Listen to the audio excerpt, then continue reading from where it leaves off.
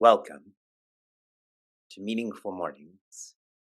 And it sort of makes me sad thinking this will be one of the final times that I share this in reference to Bhagavad Gita, in reference to this semester for a long time. Our 2023-2024 year has been one of the best years for me in terms of my swadhyaya, which means knowing myself. This year, we have been able to complete Srimad Bhagavatam. We invested surreal amounts of effort into flowing through this map. This year, we've completed the Narada Bhakti Sutra, a precious map that takes Srimad Bhagavatam and shares it really in 84 teachings. And now this year, we are going to complete Bhagavad Gita. A 3-year effort, morning after morning after morning. Many have been asking me, what will you teach next?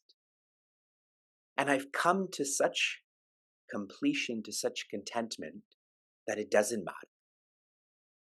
Whatever is decided, whatever comes out of my mouth, all of this will be divine. After we've experienced so much completion, how can we feel otherwise? I'm reading to you an insight from Pujya Swami Chinmayananda about this culture of care. Everyone's clear about this culture of care. I keep using this term in regards to how the Bhagavad Gita is an icon of care, but there's a whole culture around it. The taught, the teaching, the teacher. True knowledge expresses itself in one's own dexterity in action, and it should fulfill itself in the splendor of its achievements in the service of society. In case Arjuna has understood the philosophy of the Gita, he will no more hesitate to meet the challenges as they reach him. This seems to be the unsaid idea in the heart of the Lord. Distilling this for us. When one starts to feel the Bhagavad Gita, they become more dexterous.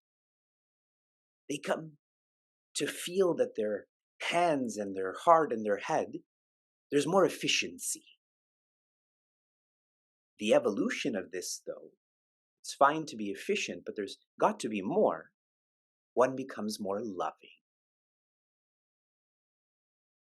Yesterday I was sharing with certain family members, unnamed family members, how half of the family is being cranky. Everyone can visualize a crank, it's kind of jerky like this. And so when you're interacting with someone who's cranky, then you have to be oily. This is how I contemplate. Okay, crankiness and oiliness. One has to be oily, so that's a smooth motion. So one becomes more loving. But the evolution of this is to serve. To serve. And that's what this paragraph shares. That's what Sri Krishna is trying to inculcate in Prince Arjuna. Your dharma is actually your seva. It is your service to me, to creation. And Pujya Swami Tejomayananda had shared. One has evolved from being dexterous to loving to serving based on the mark you leave. The mark you leave on another, the mark you leave on the world, people are not going to remember you because you're efficient. They're going to remember you because you help them to be happy. That is the serving aspect that I'm trying to highlight for all of us.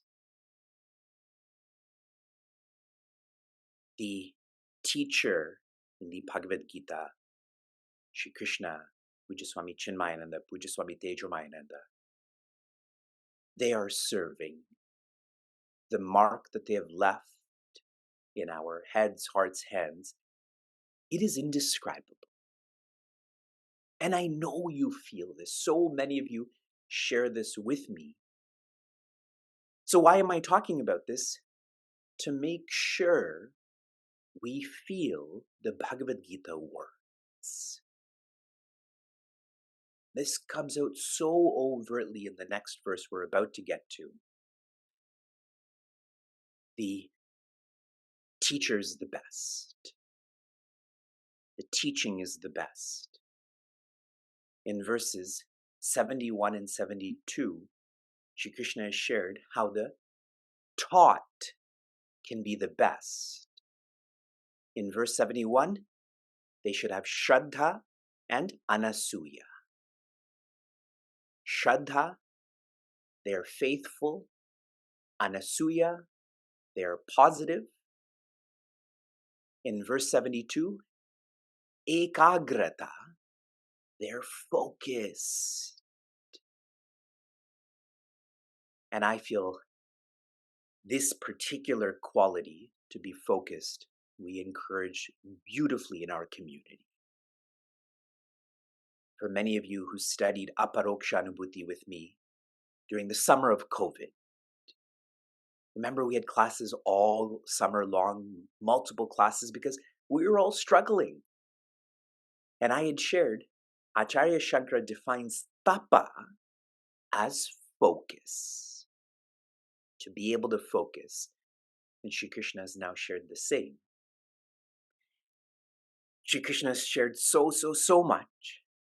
Now Prince Arjuna is about to share. Before he does, I have to reference Srimad Bhagavatam. For many of you who experienced this with me, I believe I was in Chicago, and it was October, when I had brought this up. Rishi Shuka asks Raja Parikshita, checks in with him. Has your moha, or your confusion, been cleared? And he says that if it's not, I will make death wait. Raja Parikshita is to die within this week. Now minutes are remaining until he is to be bit by a snake. But Rishi Shuka says, if you're not clear, if you're not freed, I will make Takshaka, I will make death wait. So here we're talking about the taught, but I can't help but come back to how the teacher is the best. And here too, Shri Krishna will start this war when Prince Arjuna is clear, when he's enlightened. When that's there, this war becomes irrelevant. That's how much Shri Krishna loves Prince Arjuna and us. And I can just keep on going with this. But now we're moving on to verse 73. This is the third critical verse of this chapter, our 69th overall.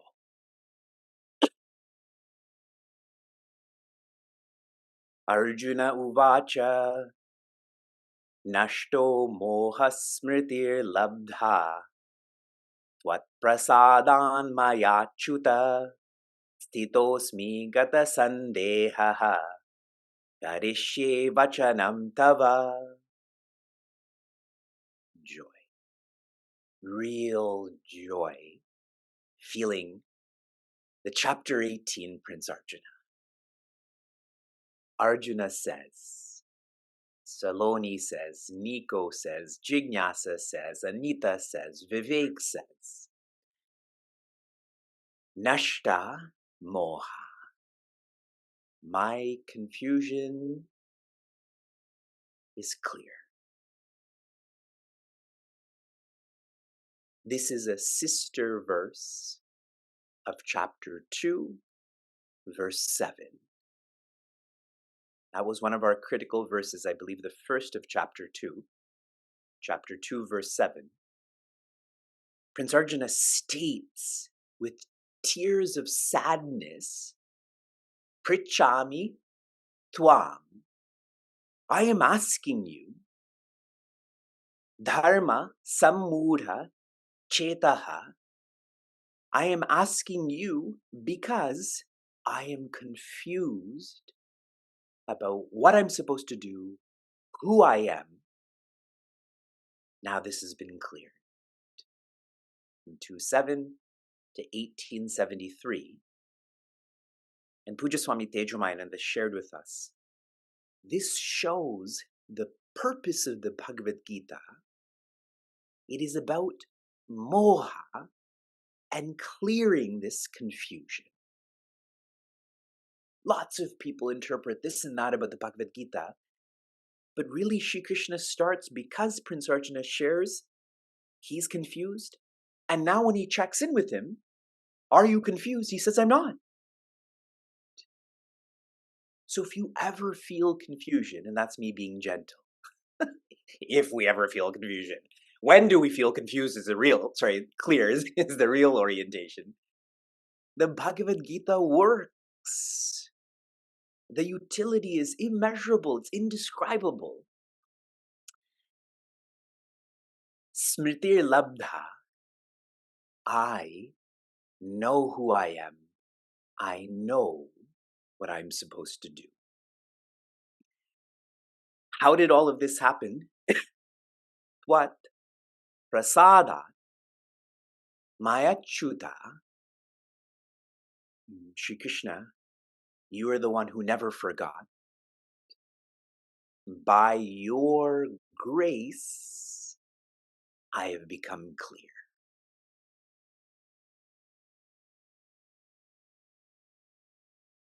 A term to describe Shri Krishna or divinity is Mayapati.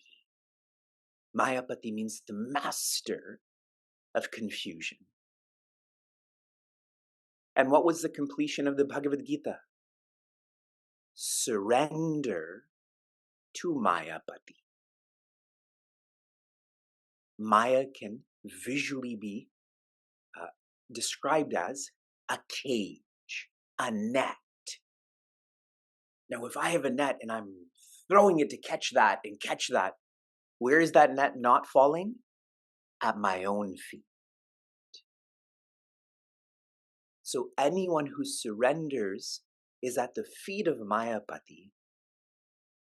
They're not caught in this confusion. It is only through His grace that our confusion can be cleared. We can't do it on our own. Stitosmi gatasandehaha. I am established in life, in existence, awareness, joy, and there's no doubt, there's no mixed understanding about this. I've shared with all of us through Meaningful Mornings ways that we can tune into what we finally are. When you live in the present, that is training to feel the presence. There is more than the present. When you start to observe, there is more than that. You start to feel awareness. It doesn't matter what's happening in the past, present, and future. You are different. It doesn't matter how disorganized that is or how organized this is. You are different than the organized, the observed. Prince Arjuna's individuality was confused. Prince Arjuna's nature was never confused. How I practice this is I forgive myself for my wrong thoughts and wrong words and wrong actions. Vivek's ego is engaged in the wrongness, not Vivek's nature. And that helps me to forget my individuality. And now completing this quarter, Prince Arjuna has engaged in flight. He's engaged in freeze. Now, Karishye, I will do vachanam, your guidance or your words, tava, that you have shared, that you have said. He has surrendered his free will to God's will. Shri Krishna is naturally guiding him to engage in dharma and seva. And Prince Arjuna said, yes, this is what I will do in a practical way, because this may be too philosophical. Pujya Swami Chinmayananda has written so beautifully to surrender ourselves to our own higher intellect and to declare confidently and with faith, I shall do thy bidding, is the beginning and the end of all spiritual life. If you can't feel that you are Sri Krishna, at least feel that your intellect is Sri Krishna. Surrender. Feel this. From inspiration to application, and I don't want to finish. I really don't. Your application yesterday was you following the reminders to be disciplined. Sometimes our teams tell me that I create too many engagements, that I ask for too much of fun. And I register what our teams are sharing. And I don't tell them this openly, but I'm sharing with all of you, just speaking what's in my heart. In terms of spending money on you, is it ever too much? In terms of opportunities to serve, is it ever too much? See, too much is a relative term. I feel it's too much when it comes to that which is disciplined, but it's not too much when it comes to indiscipline. So this is why I engage and ask too much, for us to grow out of selfishness. And we need all of the help that we can get. Your application for this morning is to memorize and personalize chapter 2, verse 7, and now chapter 18, verse 73. This is the journey to joy. 2:7, dependent joy. 1873, he's enlightened. This is independent joy. Shanti, Shanti, Shanti, be joy.